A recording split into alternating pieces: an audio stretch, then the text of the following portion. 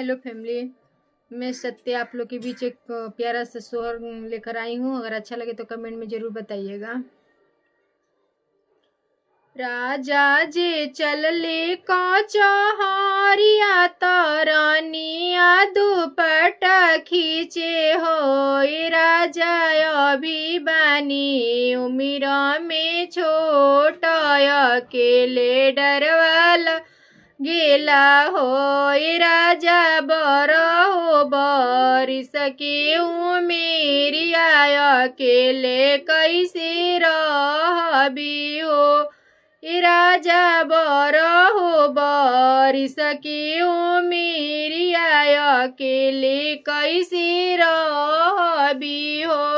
अरे अरे धनिया बौराइन हऊ अवरु सन कहऊ हो। ए धनिया हम हई साहिब की नौकरवा घर ही कैसी रहबी हो।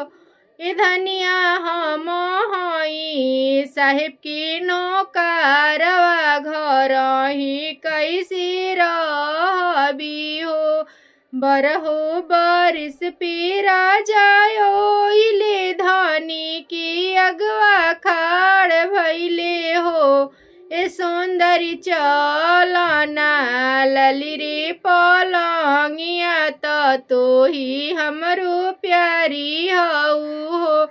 ए सौंदर्य चलना लली रे पलंगिया तो ही हमरो प्यारी हऊ हो। अरे अरे राजा बौरा हवरू सन कहवा हो।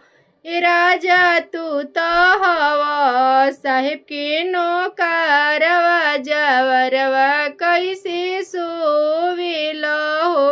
ए राजा तू तो हवा साहिब के नौकरवा पलंगिया कैसे सोवेला हो।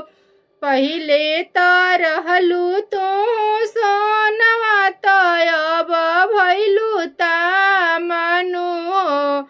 ए धनिया पीटत पीटत भैलू लोहा त मन से उतर गैलू हो।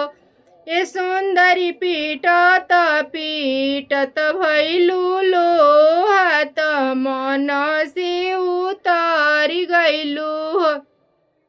पहिले त रहला तू रे समय भैल डोरिनु हो।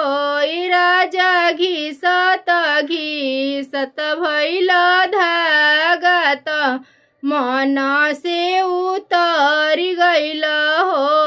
राजा घिसत घिसत भैल धागा त मन से उतर गैल हो।